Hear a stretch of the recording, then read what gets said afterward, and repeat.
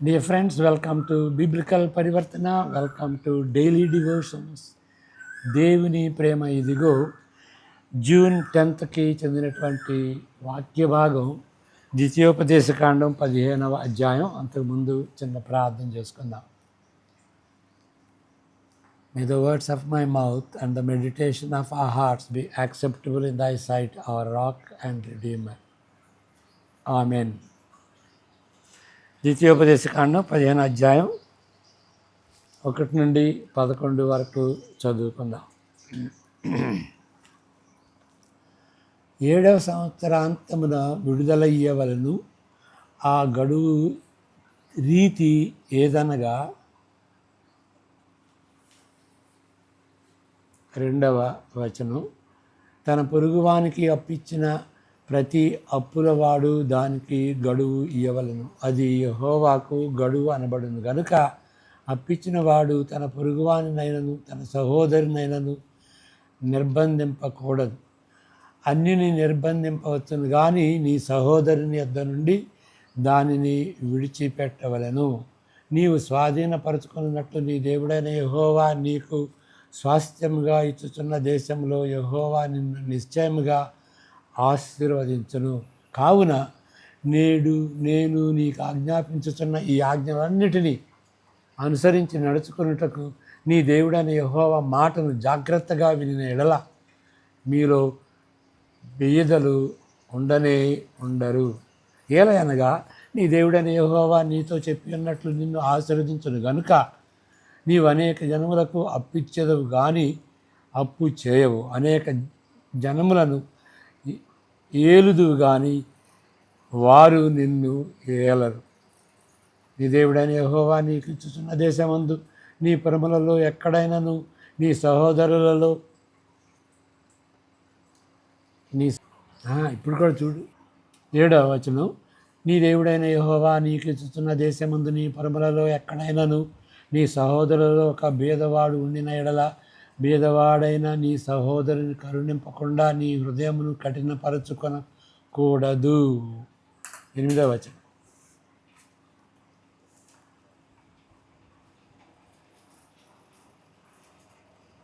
నీ చెయ్యి ముడుచుకొనక వాని కొరకు అవశ్యముగా చెయ్యి చాచి వాని అక్కర చొప్పున ఆ అక్కరకు చాలినంత అవశ్యముగా వానికి అప్పియవలెను. విడుదల సంవత్సరమైన 7వ సంవత్సరం సమీపమైనదని చెడ్డ తలంపు నీ మనసులో పుట్టుకయుండునట్లు జాగ్రత్త పడుము. బీదవాడైన నీ సహోదరుని ఎడల కటాక్షము చూపక నీవు వానికేమీ ఇయ్యక పోయిన ఎడల వాడొకవేళ నిన్ను గూర్చి యెహోవాకు మొరపెట్టును, అది నీకు పాపమగును. 11 వచనాల వరకు, 10వ వచనం కూడా. నీవు నిశ్చయముగా వానికి ఇవ్వలను. వానికి ఇచ్చినందున మనస్సులో విచారపడకూడదు. ఇందువలన నీ దేవుడైన యెహోవా నీ కార్యములన్నిటిలోనూ నీవు చేయు ప్రయత్నములన్నిటిలోనూ నిన్ను ఆశీర్వదించును. బీదలు దేశంలో ఉండక మానరు. అందుచేత నేను నీ దేశంలోనున్న నీ సహోదరులకు దీనులకును బీదలకును అవశ్యంగా నీ చెయ్యి చాపవలనని నీకు ఆజ్ఞాపించుచున్నాను. ఓకే, వాగ్దాన దేశంలో ప్రజలు ప్రవేశించిన తరువాత ఏ తీరులో జీవించాలి, అది ఐడియల్ టు ఏ విధంగా జీవించాలి, ఏ విధంగా వారు నిజంగా జీవిస్తున్నారు, లేకపోతే ఇన్ రియాలిటీ ఏంటి, ప్రాక్టికల్గా ఏ విధంగా జీవిస్తున్నారు, ఐడియల్గా అంటే ఏ తప్పు లేకుండా ఏ విధంగా ఉండాలి అనేటువంటిది ఆ యొక్క టెన్షన్ ఇక్కడ మనం చూస్తున్నాం. ఓకే,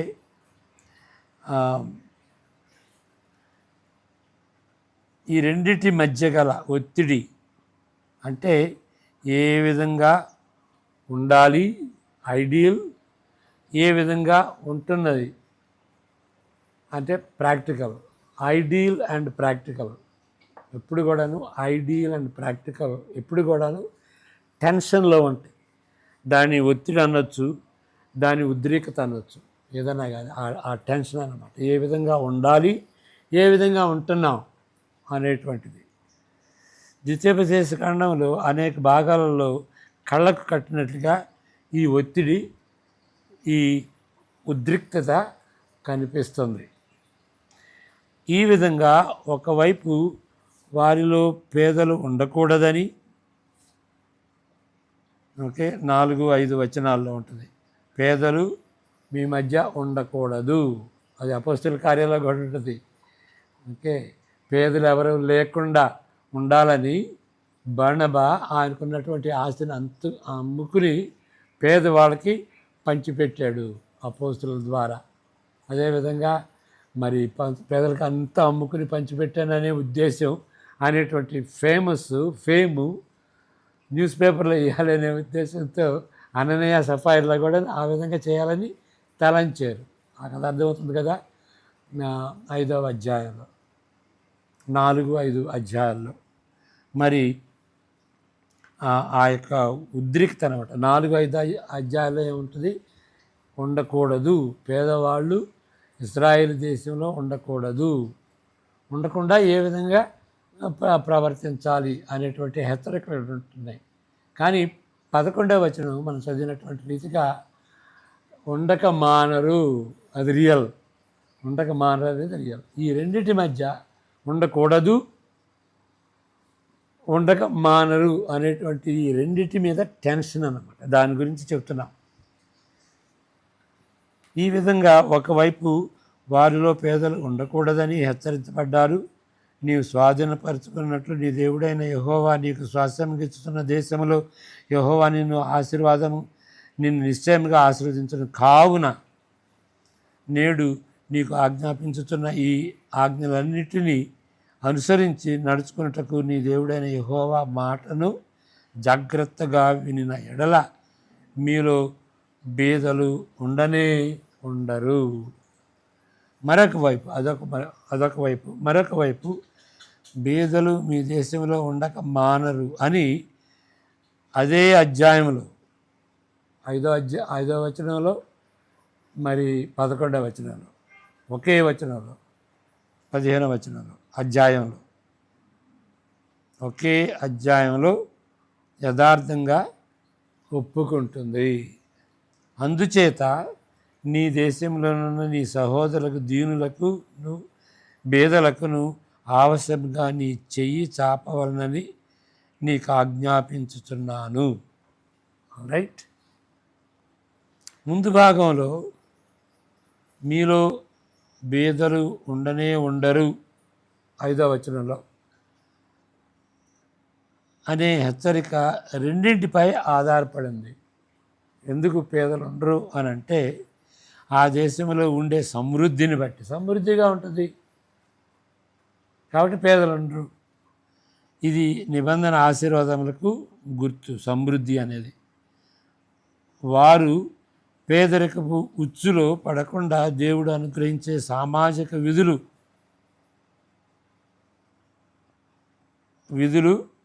వాళ్ళు దాన్ని బట్టి వాళ్ళు పోవాలి, విధులను అనుసరించాలి అనేటువంటి విషయం. విధులు అనుసరించాలి. రెండవ భాగంలో మనం చూసేటట్లయితే అక్కడ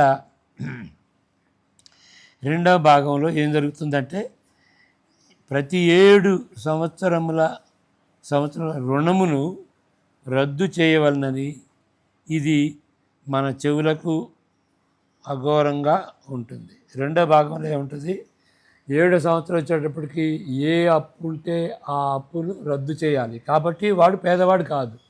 కాబట్టి 2 అన్నమాట. దేవుడు ఆశీర్వదించాడు, సమృద్ధి ఉంటుంది, అన్ని ఋతువులు, వర్షాలు అన్నీ ఉంటాయి. కాబట్టి వాళ్ళకి పేదరికం అనేది ఉండదు. అదొకటి. రెండవది ఏంటంటే ఏదైనా అప్పు తెచ్చుకుంటే 7వ సంవత్సరంలో అప్పు తీరాలి. ఓకే, అది దాన్ని బట్టి పేదవాళ్ళు ఉండరు అని మనం గ్రహించాలి. అది అప్పు ఇచ్చినప్పుడు అప్పు కొట్టేసేటండి అనేది మనకి అది చాలా విడ్డూరంగా ఉంటుందండి. అప్పు ఇచ్చిన తర్వాత అప్పు ఎట్లా మర్చిపోతామండి అనేటువంటిది మనకు చెవులకు అఘోరమైనటువంటి ప్రాతిపదికగా ప్రపోజల్గా అది వినిపిస్తుంది. ఇక 7వ సంవత్సరం రాబోయే సమయంలో పిసినారిగా ప్రవర్తించకుండా హెచ్చరింపబడతారు. ఎందుకంటే ఇంట్రెస్ట్ రాదు. 7వ సంవత్సరం వచ్చేటప్పటికి కొట్టివేయాలి అని ఆ 7వ సంవత్సరం దగ్గర పడేటప్పటికి అప్పు ఇవ్వకుండా ఉంటారు. ఎందుకంటే అసలు ఇంట్రెస్ట్ తీసుకోకూడదు, వాడుకోం కదా, ఇంట్రెస్ట్ లేకుండా వాడుకోం, అప్పు అంతా మరి కొట్టివేయబడుద్ది అనేటువంటి దాన్ని బట్టి మనుషులు ఆ 7వ సంవత్సరం దగ్గర పడేటప్పటికి అప్పుని ఎవరు, ఎందుకంటే అప్పు కొట్టివేయబడుద్ది కాబట్టి. జాగ్రత్త, 7వ సంవత్సరం దగ్గర పడేటప్పటికి మీరు అప్పు ఇవ్వరు, జాగ్రత్త అని వాళ్ళు హెచ్చరింపబడ్డారు. 8 నుండి 10 వరకు మనం చదువుకున్నాం. ఆదర్శంగా ఉండవలసిన తీరులో, ఐడియలిస్టిక్గా ఉండవలసినటువంటి తీరులో వారు ఎప్పుడైనా జీవించారా అనేది చర్చనీయాంశం. దేవుడు చెప్పినట్టుగా ఈ విధంగా ఎప్పుడైనా చేశారా? అప్పిచ్చి 7వ సంవత్సరాన అప్పుని ఇవ్వనవసరం లేదని కొట్టివేశారా? ఫర్గెట్ అబౌట్ డెట్ అనేది మరి ఇప్పుడు చేశారా అనేది, అంటే ఆ విధంగా ఆచరణలో పెట్టడం అనేది అసాధ్యం అన్నమాట. కాబట్టి నిజంగా ఎప్పుడైనా సరే ఇశ్రాయేలు దీన్ని పాటించారా అనేది అది చర్చనీయాంశం. అందరూ బహిరంగంగా వాగ్దాన దేశంలో అనుసరించవలసిన నియమాలను వారు అనుసరించినట్లు రుజువులు అరుదు. నిజంగా వాళ్ళు చేశారా అనే దానికి రుజువులు ఉండవు. కనుక 2వ భాగంలో చెప్పినట్లు తప్పనిసరిగా బీదలు దేశంలో ఉండక మానరు. అంటే ఇప్పుడు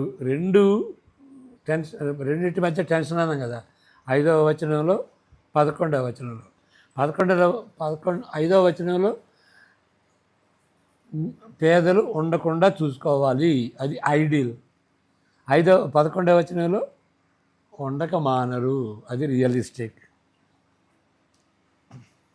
ఏ ఆర్థిక వ్యవస్థ అయినప్పటికీ,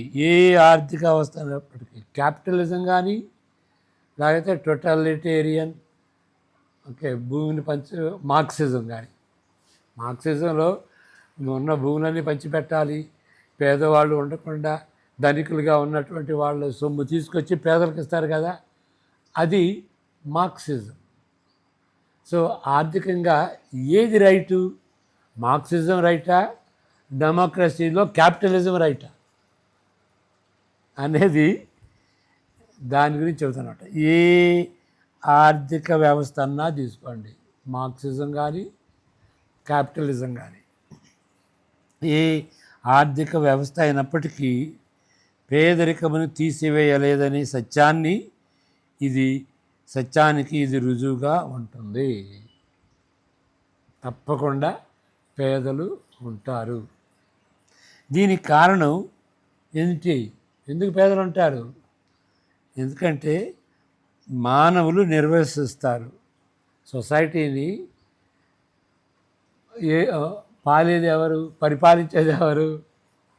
వాళ్ళు మానవులు. మానవులు ఎవరు? స్వార్థపరులు. మానవులు ఎవరు? పాపులు. మానవులకు పేరాశ ఉంటుంది. మానవులు కొంచెం కొంచెం కూడబెట్టుకుంటూ చివరకు ఆ వ్యవస్థను గిల్లుకున్నట్టుగా కొంచెం కొంచెం దాచుకుంటారు. చివరకు ఆ వ్యవస్థను వారి వ్యక్తిగత లాభానికి వాడుకుంటారు. మార్క్సిస్ట్ కూడాను ఓకే, అందరూ సమానత్వంగా ఉండాలి అనేటువంటి మార్క్సిజం కూడాను వాళ్ళ రీసెర్చ్ చూస్తే అక్కడ ధనికులు పేదవాళ్ళు వాళ్ళ గ్యాప్ డెమోక్రటిక్ కంట్రీస్ కంటే, క్యాపిటలిజం కంటే అక్కడ ఉన్నటువంటి గ్యాప్ ఇంకెక్కువ. కాబట్టి చెప్పడం అయితే చెప్పొచ్చు, కానీ అవలంబించేటప్పటికి ప్రాక్టికల్గా వచ్చేటప్పటికి అది అసాధ్యం అని చెబుతున్నాడు ఇక్కడ. ఓకే, ఎందుకంటే వాళ్ళ లాభానికి వాడుకుంటారు. మీరు ఏ సిస్టమ్ అయినా ఉండండి, అందరికి పంచిపెట్టండి, మార్క్సిజం సోషలిజం అంటారు కదా, వాళ్ళ అకౌంట్స్ మీరు చూడండి. వాళ్ళ అకౌంట్స్ చూస్తే వాళ్ళు బిలియనీర్స్ ఎక్కడెక్కడో దాచుకుంటారు. స్విట్జర్లాండ్ కానీ ఎక్కడైనా సరే వాళ్ళు దాచుకుంటారు. కాబట్టి క్యాపిటలిజం అయినా కానీ మార్క్సిజం అయినా కానీ పేద ప్రజలు ఉండక మానరు అనేటువంటి సత్యం ఇక్కడ ఇంప్లిసిట్గా ఉన్నదన్నమాట. ఆర్థిక వ్యవస్థలన్నీ ఒకే తీరులో మంచివని కానీ చెడ్డవని కానీ దీని అర్థం కాదు. కొన్ని బెటర్గా ఉంటాయి. ఇప్పుడు అమెరికా వాళ్ళు ఏమంటారంటే క్యాపిటలిజం బెటర్ అంటారు, మరి సోషలిస్ట్ కంట్రీస్లో అది మార్క్సిజం బెటర్ అంటారు. ఓకే, కాబట్టి బైబిల్ ప్రకారం ఏంటి అనేది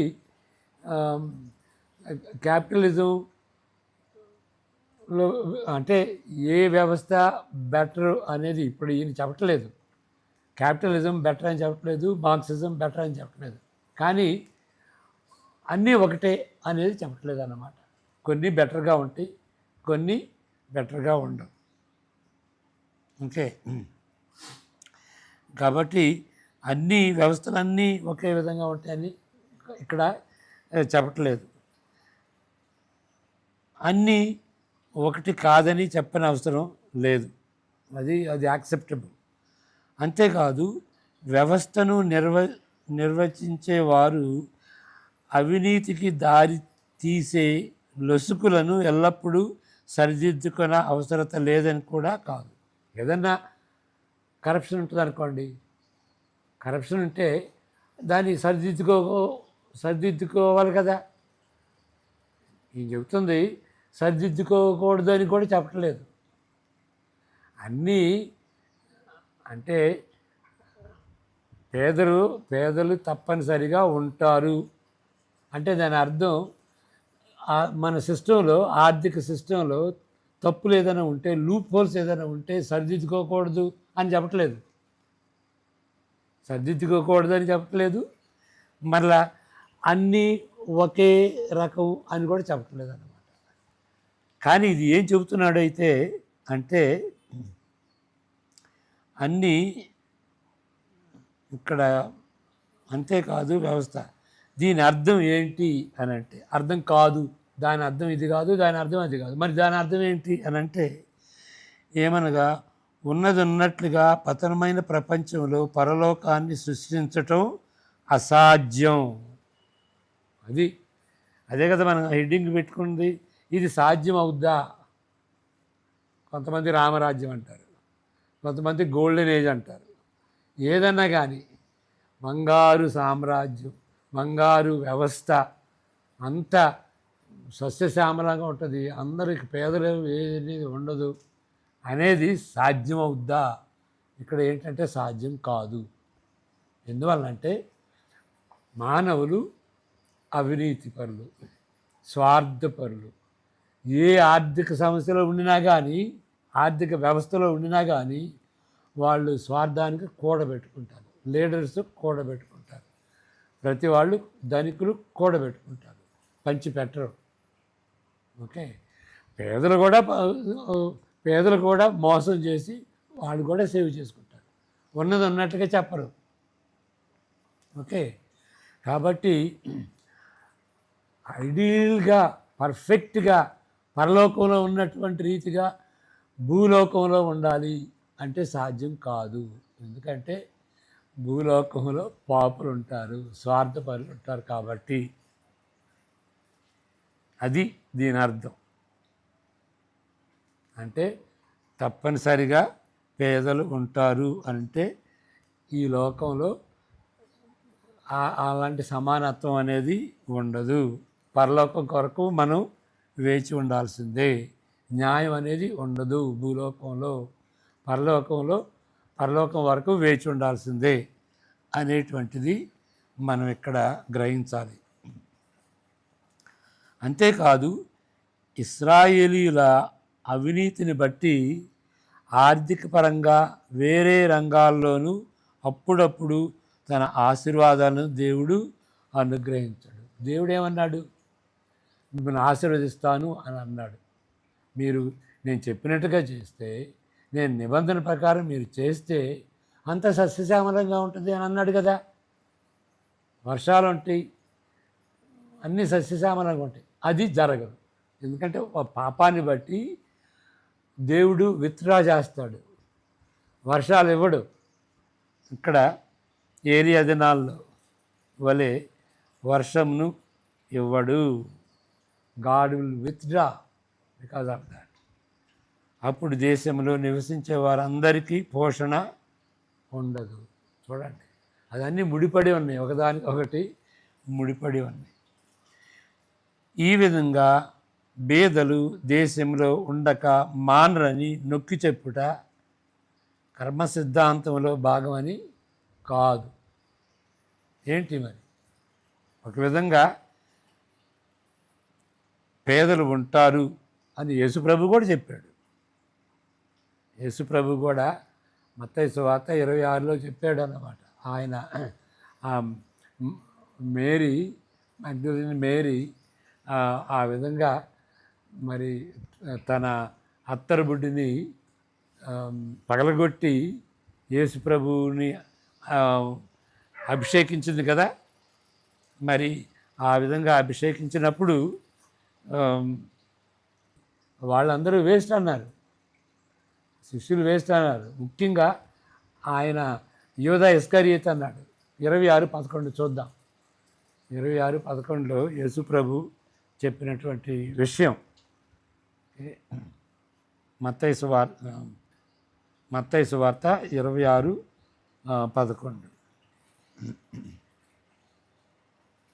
యేసుప్రభు చెప్పినటువంటి మాటలు. 26:11 మత్తయి. బేదలు ఎల్లప్పుడూ మీతో కూడా ఉన్నారు, బేదలు ఎప్పుడూ మీతో కూడా ఉన్నారు, కానీ నేను ఎల్లప్పుడూ మీతో కూడా ఉండను. దీని మీద కొంచెం ఎక్స్కర్షన్ అంటారు. ఏంటి అంటే, ఇక్కడ ఇప్పుడు యేసుప్రభు బేదోడు కదా. వాళ్ళు ఏమన్నారు అని అంటే, ఎందుకు ఇంత వేస్ట్, అంత ఎక్స్పెన్సివ్, ఒక సంవత్సరానికి కూడబెట్టుకునేటువంటి అంత ఖరీదు కలిగినటువంటి అత్తర్ని ఈ విధంగా వేస్ట్ చేస్తున్నామని అన్నారు. యూదా ఇస్కరియోతు దొంగ. పేదవాళ్ళు ఉన్నారు, హైదరాబాదులో పేదవాళ్ళు ఉన్నారు, విశాఖపట్నంలో పేదవాళ్ళు ఉన్నారు, శ్రీశైలంలో పేదవాళ్ళు ఉన్నారు, యాప్రాల్లో పేదవాళ్ళు ఉన్నారు. వాళ్ళకి పంచి పెట్టచ్చు కదా అని గద్దించారు. అంటే ఆయన అంటాడు, ఖబర్దార్, పేదవాళ్ళు ఎప్పుడు ఉంటారయ్యా అన్నాడు. పేదవాళ్ళు ఎప్పుడు ఉంటారు. ఇంకోటి గమనించాల్సింది ఏంటి అంటే, యేసు ప్రభు మీద ఏది స్పెండ్ చేసినా కానీ, ఏది ఖర్చు పెట్టినా కానీ అది వేస్ట్ కాదు. యేసు ప్రభు ఎవరు? ధనికుడు. ఆయన ఇల్లు వాకిలు లేదు, ఆయన పాతి పెట్టడానికి ఆయన సమాధి కూడా లేదు. ఆయన వెహికల్ గాడిద మీద దెక్కాడు. ఆయన సొంత గాడిద లేదు, ఎవరిదో తీసుకోవాల్సి వచ్చింది. ఆయన ఆ విందు చేయటానికి వేరే వాళ్ళ ఇంట్లో చేశాడు అన్నమాట. ఓకే, నక్కలకు బొరియలుండే, ఆకాశ పక్షులకు గూళ్ళుండెను మనిషి కుమారుడు. ఆయన మనిషి కుమారుడు అనుకుంటాడు అనమాట. మనిషి కుమారుడికి తలదాచుకోవటానికి స్థలం లేదు. ఇంకెవరండి పేదవాళ్ళు? దుర్మార్గుడు వాడు, మోసగాడు, దొంగ. యేసుప్రభుకి ఆవిడ తన యొక్క ప్రేమను ఆ విధంగా వ్యక్తపరుస్తుంటే అది వేస్ట్ ఎట్లా అవుతుంది? ఏది చేసినా కానీ యేసుప్రభుకి వేస్ట్ అనేది కాదు అని గ్రహించాలన్నమాట. ఇప్పుడు ఇక్కడ మోషే చెబుతున్నటువంటి విషయాలు ఏంటి, 15వ అధ్యాయంలో ఏంటి అని అంటే, పేదవాళ్ళు ఉండకుండా చూడండి. పేదవాళ్ళు ఉంటారు అంటే నువ్వు ఇవ్వకూడదా? పేదవాళ్ళు ఉంటారు కాబట్టి సహాయం చేయాలి. అది పాయింట్ ఇక్కడ. చెయ్యి చాచి దాతృత్వమును చూపించాలి అని ప్రోత్సహించేటువంటి మాటలు ఇవి. క్లియర్గా ఉంది, మనం చదివినటువంటి భాగంలోనే క్లియర్గా ఉంది. నువ్వు చెయ్యి చాపి నువ్వు ఇక్కడ మీలో ఎవరు లేకుండా చూడాలి. అంత చేసినా కానీ పేదవాళ్ళు ఉంటారు, కానీ చేయకూడదా? చెయ్యాలి. Okay, every rich Christian should share with those who are poor. అంటే వాళ్ళు చర్చెస్ కట్టుకోవటానికి, వాళ్ళు ఇల్లు కట్టుకోవటానికి అది వేరు, అది పేదరికంగా కాదు. ఓకే, అది వేరేది. పేదవాడుగా ఉంటే, భోజనం లేకపోతే తప్పనిసరిగా ఉన్నటువంటి వాడు స్వార్థ చెప్పుకోవటమే కాదు, షేర్ చేయి. So rich Christian John start అంటాడు, because he shares every rich Christian will become less rich. Every rich Christian will become less rich. చూడండి, ఆయన పగడాల ఎంతమందికి ఇచ్చాడండి? స్త్రీలని పోషించాడు, ఎంతోమందికి ఇచ్చాడన్నమాట. హృదయం నుండి ప్రేమతో ఇచ్చాడు. ఆయన ఒక మాదిరి మనకి, పేదలకు ఇవ్వటంలో మాదిరి. బర్నబా ఉన్నదంతా అమ్ముకుని అందరికీ ఇవ్వలేదు. ఇప్పుడు అననయ సఫైరా వాళ్ళ ప్రాబ్లము అబద్ధం ఆడారు, అంతేగాని అంతా ఇవ్వాలని రూల్ ఎక్కడా లేదు. దేవుడిని ఆ విధంగా ప్రేరేపిస్తే బర్నబాలాగా ఇవ్వు, కానీ రూల్ లేదు. ఫోర్స్ చేసేది కాదు. అక్కడ మార్క్సిజం డిఫరెంట్. పేదవాళ్ళకి ఇవ్వు మార్క్సిజం చెబుతుంది, క్రిస్టియానిటీ చెబుతుంది. మార్క్సిజం ఫోర్స్ చేస్తుంది, సువార్త ఫోర్స్ చేయదు. ఎందుకంటే నువ్వు దేవునికి ఇచ్చినా మనుషులకి ఇచ్చినా కానీ నీ హృదయపూర్వకంగా సంతోషంగా ధారాళంగా దాతృంగా ఇవ్వు. ఫోర్స్ అనేది ఉండదన్నమాట. కాబట్టి ఇదండి సువార్త చెప్పేటువంటి వాళ్ళు సువార్త చెబుతారు, కనికరం చూపించరు. పేదవాళ్ళకి ధారాళంగా ఇవ్వరు. అపోస్తలుడైన పౌలు ఇక్కడ పాలస్తీనాలో ఉన్నటువంటి పేదవాళ్ళకి, వాళ్ళు కరువులో వెళ్తున్నారు, వాళ్ళకి ఏదో రీతిగా మరి అనావృష్టి, వర్షాలు లేవు, పేదవాళ్ళు అయ్యారు. వాళ్ళ నిమిత్తమై గ్రీకు ప్రాంతాల్లో, ఆయన చేస్తున్నటువంటి ప్రాంతాల్లో అన్యుల దగ్గర ఎక్కడైతే ఆయన సంఘాన్ని స్థాపించాడో వాళ్ళకి అందరికీ అప్పీల్ చేశాడు, అక్కడ పేదవాళ్ళు ఉన్నారు, సహాయం చేయండి అని. Large amounts of money. 2 కొరింథీ 8-9 ఆ 2 అధ్యాయాలు చదవండి. ఏ విధంగా పేదవాళ్ళ కోసం అపోస్తలుడైన పౌలు ఏ విధంగా ఫండ్స్ రేజ్ చేశాడు. పేదవాళ్ళకి సహాయం చేయాలి, ఆ విధంగా చేస్తాను. ఆ విధంగా మన సంఘాల్లో అలాంటి ప్రాజెక్ట్ ఉందా? స్వార్థ చెప్పుకునే ప్రాజెక్ట్ ఉంటుంది, బిల్డింగ్ కట్టుకునే ప్రాజెక్ట్ ఉంటుంది, మరి పేదవాళ్ళ సంగతి ఏంటి? మీ సంఘాల్లోనే పేదవాళ్ళు ఉంటే వాళ్ళని నిర్లక్ష్యం చేస్తాం. ఆ ప్రాజెక్ట్ ఏది? వాళ్ళు అడగాల? వాళ్ళు అడిగితే సిగ్గుపోద్దాయా? సిగ్గుపోద్దని పేదవాళ్ళు అడగరు. కాబట్టి పేదవాళ్ళు ఉంటే మన బాధ్యత, మన సంఘానికి వచ్చేటువంటి పేదవాళ్ళు ఉన్నారు అని లీడర్స్ ఐడెంటిఫై చేసి ఆ పూర్ పీపుల్ ఫండ్స్ నుండి వాళ్ళని ఆదరించాలి. అలాంటి ప్రాజెక్టు మీ సంఘంలో ఉందా? పాస్టర్ గారికి ఆయన స్టైలే వేరు. పాస్టర్ గారికి ఇవ్వాలి, మరి పేదల సంగతి ఏంటి? ఇవాంజలానికి ఇవ్వాలి, మరి పేదల సంగతి ఏంటి? కాబట్టి అలాంటి విచక్షత అన్నమాట. అది సవాలు, రూలు కాదు. రూలు పెట్టి చేస్తే మనం ఇస్తే అది ప్రేమతో ఇచ్చినట్లు ఎట్లవుతుంది? నువ్వు ఏది చేసినా కానీ ప్రేమతో చేయాలని ఉంటుంది కదా. దేవుని ఎలా చేసినా కానీ ఇప్పుడు 1 కొరింథీ 13 ఏముంటుంది? నువ్వు పేదలకి నీ ఆస్తి అంతా ఇచ్చినా కానీ, పేదలకి ఆస్తి అంతా ఇచ్చినా కానీ ప్రేమ లేకుండా ఇస్తే నీ ఆస్తి ఇచ్చిందంత కూడా 0 అంటాడు. కాబట్టి రూలు కాదు, ప్రేమతో. కాబట్టి ఇది చాలా ప్రాక్టికల్గా ఉన్నటువంటి హెచ్చరిక అన్నమాట. ఇప్పుడు పాత నిబంధనలో అంతకుముందు చెప్పాను, 39 గ్రంథాల్లో అవి ఏ విధంగా చదవాలి? 1 నిబంధనగా చదవాలి. అది మోషే సినాయి పర్వతం మీద ఇశ్రాయేలుతో చేసినటువంటి నిబంధన. యేసు ప్రభు వచ్చినప్పుడు అది పోయింది. ఇట్స్ ఇన్వాలిడ్, ఇట్స్ విత్డ్రాన్, అది అవసరం లేదు. హెబ్రీ 8:13. రెండో భాగం ఏంటి?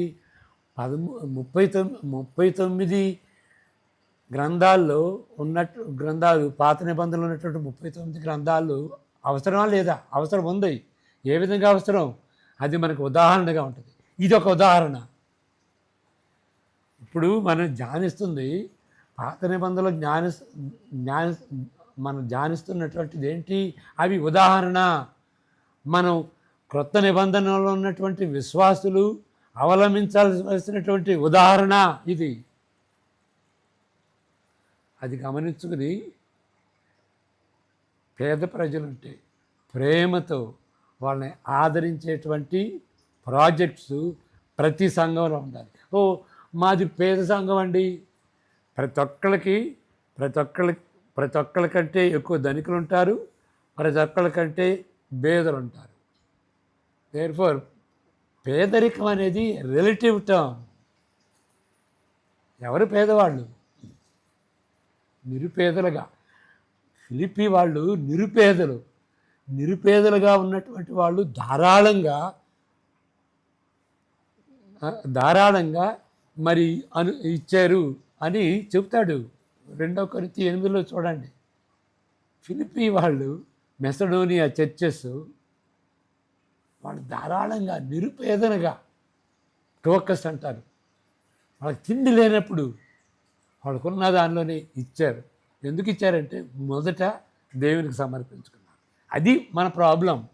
ఎందుకు మనం పేదలకు ఇవ్వట్లేదు అంటే మనకు దేవునికి అర్పించుకోవాలా. మన సెక్యూరిటీ అంతా దేవుల్లో లేదు, మన సెక్యూరిటీ డబ్బులో ఉంది. గట్టిగా పట్టుకుంటాం. మనం ధనాన్ని గట్టిగా పట్టుకున్నప్పుడు పేదలకు ఎందుకు ఇస్తాం? ఇవ్వలేము. Where is your security? That is the question. Where is your security? If your security is in the Lord, then you will share your property to the poor. అది మనం చేద్దాం. ఒకళ్ళనొకళ్ళు ఎత్తి పొడుచుకునేది కాదు, ఒకళ్ళనొకళ్ళు కంపేర్ చేసుకునేది కాదు. ఇది దేవుని వాక్యానికి అనుగుణ్యంగా జీవించేది. ఆ విధంగా మనం ప్రార్థన చేసుకుందాం. ప్రార్థన. ప్రభువా, పేదవారి గురించి మీరు ఇచ్చినటువంటి హెచ్చరికలు, ఆజ్ఞలు నాయన హృదయపూర్వకంగా పాటించడానికి సహాయం దయచేయండి. ఎక్కడైతే పేదవాళ్ళ గురించి మా సంఘంలో మా తోటి సహోదరులు వారు పేదవాళ్ళు ఉన్నారని తెలిసి కూడాను వారి బాగోగులు తెలుసుకోవటానికి, అడగటానికి ఇష్టపడక నాయన కఠినపరుచుకున్నటువంటి హృదయాలు తండ్రి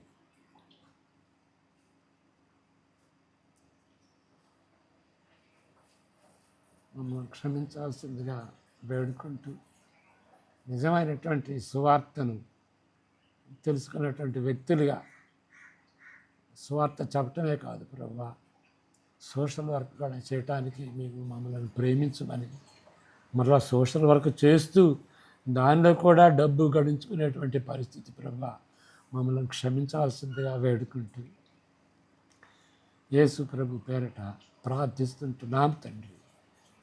ఆమేన్. God bless you.